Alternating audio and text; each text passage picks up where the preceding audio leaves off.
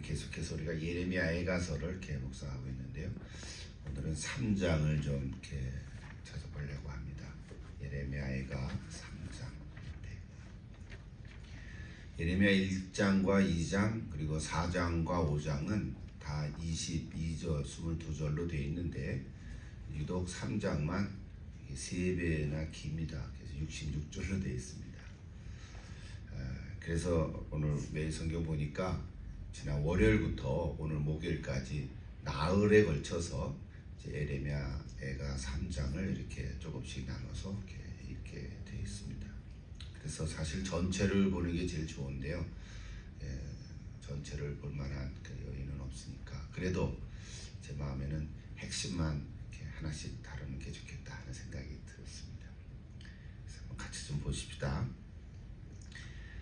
예레미야 애가 3장 1절부터 18절까지는 지난 월요일 본문이에요. 여러분 매일 성경 갖고 있으면 월요일 본문을 다시 좀 펴시고 지난 3일이니까 아니면 성경을 펴서도 좋고요.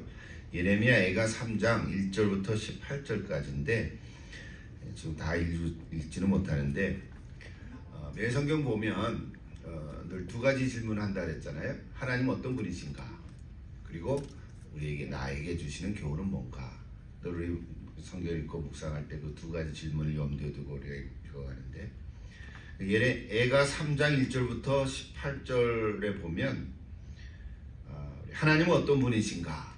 이거에 대해서 네 가지를 소개하고 있어요.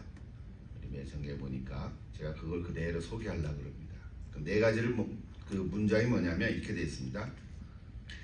매로 치시고 어둠에 가두신 하나님. 하나님이 누구신가? 우리는 너무 크게 그냥 사랑의 하나님, 공의의 하나님, 긍휼을 베풀으신 하나님, 나의 삶을 인도하신 하나님 뭐 이렇게 그래도 한 몇십 가지는 되지 않겠어요? 근데 이제 성경을 읽다 보면은 더 구체적인 그런 표현들을 쓰는 거를 우리가 좀 발견할 수 있어요. 그러니까 여러분도 한번 그렇게 해보면 좋은데 자, 제목을 보세요. 매로 치시고 어둠에 가두신 하나님. 이게 매로 치시는 하나님.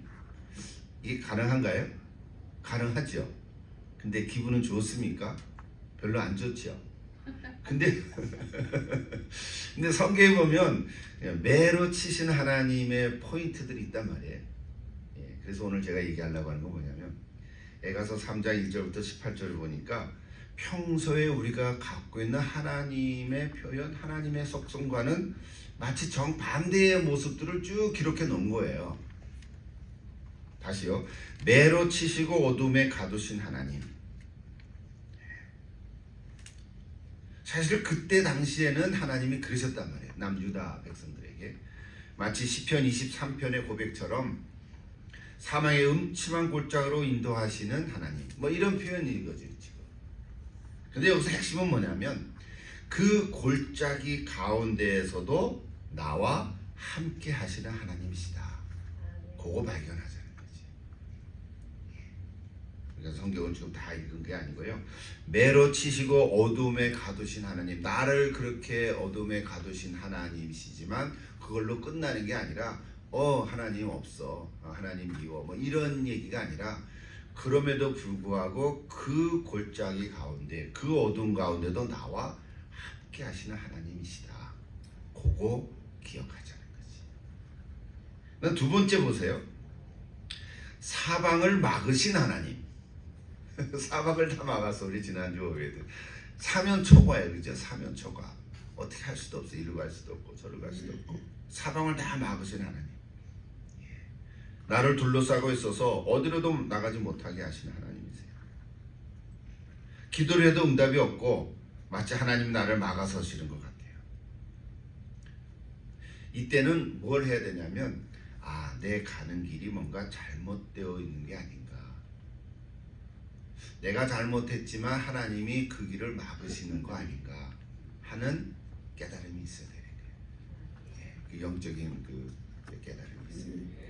내 가는 길이 뭔가 잘못되어 있어서 하나님 막으시는 거 아닌가 깨닫고 돌이켜야 한다는 거예요. 유다 백성들은 자기 마음대로 살면 다 자유롭게 되는 줄 알았거든요. 그게 아니라는 것을 깨닫게 하는 거죠. 또 세 번째 보세요. 이제 나의 심지어 원수가 되신 하나님. 하나님이 나의 원수가 되신 거래. 이 말이 됩니까? 늘 하나님은 내 편인데, 내 편 아니에요. 내 편인데 원수가 되셨다는 거예요. 여러분 이런 혹시 경험도 있습니까? 마치 하나님이 내 원수같이 나를 대하시는 거예요. 오늘 제가 선교 구체적으로 하나 소개하면 마치 나를 화살을 쏘는데 관역으로 삼으신 거예요. 화살을 쏘는데 내가 표적이야. 도망도 못 가는 거야. 일로 가보면 그걸로 딱 표적이 맞춰있고 마치 미사일 컴퓨터 조작한 것처럼 화살로 내 허리를 맞추신 것 같아. 여러분 상상하실 수 있겠습니까? 아니 어떻게 하나님께서 나에게 이렇게 할 수 있단 말인가. 이제 우리는 이렇게 하소연하고 탄식할 수도 있죠. 그러나 이것도요, 하나님께서 불순종한 유다를 다스리시는 방법 중에 하나라는 거예요. 꼼짝 못하게 만드는 거예요. 그 어떻게 해요? 하나님만 바라볼 수 없는 거지. 마지막 또 하나 보세요. 힘과 소망을 끊으신 하나님. 야, 이 지금 네 가지를 제가 이렇게 지난 월요일 날 보면서 제목만 보는데, 매로 치시고 어둠에 갇힌 하나님, 또 사방을 막으신 하나님, 원수가 되신 하나님, 그리고 마지막에 힘과 소망을 끊어버리신 하나님. 죽으라는 거지. 무서워요. 근데 안 죽어요. 그러니까 하나님께서는 어떤 면에서 어떤 경우에는 이렇게까지 하신다는 거예요. 왜 이렇게 하실까요? 왜 이렇게 하실까요? 회복할 가능성이 안 보여요. 우리 실제 삶의 얘기들을 내면 한이 없죠. 병이 걸렸는데 병원에 가도 병명도 모른다 그러고, 여기를 가도 치료가 안 되고, 실제로는 아프고 약을 먹어도 효과가 없고. 그런 경우 혹시 있으셨어요? 그럼 뭐 어떻게 하라는 거예요? 하나님한테 다 그때 그런 표현 쓰더라가 두 손 두 발 다 든다 그래. 두 발까지 들으면 어떻게 돼? 깽깽이 같이 되는 거야. 한번 해보세요. 두 손 두 발 다 들어보세요. 아무것도 아무렇게 할 수도 없어요. 가능성이 없는 거예요. 불가능해요. impossible. 하나님 나 그러면 데려가세요. 이렇게까지밖에 안 돼요. 그런데 그때 뭐예요? 하나님은 이제 움직이기 시작하시는 거예요. 그래서 그 다음에 보면요, 19절부터 보면 그 얘기가 나옵니다. 19절부터 39절까지 보면, 오늘 제가 성경 읽지도 않고 그냥 이렇게 겉으로만 얘기하는 건데요, 이미 다 여러분이 매일 읽었으니까. 19절부터 39절 보면요, 오히려 앞에 구절과는 반대되는 하나님의 속성을 또 보여주고 있어요. 여전히 하나님은 어떤 분이신가 라고 할 때 거기에 대한 답을 또 이렇게 주시거든요.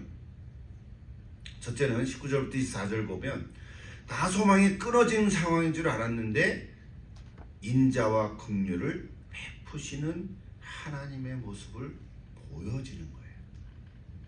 내가 잘해서가 아닌 거예요. 내가 잘해서 하나님이 나를 이끌어 가시는 게 아니라, 나는 이제 다 끊어졌는 거예요. 소망이 없어졌어요. 이제는 죽을 날만 기다리는데 오히려 그 상황 가운데 하나님께서 나를 불쌍히 여기시는 마음을 갖고 계신다는 것을 한 줄기 발견하는 거예요.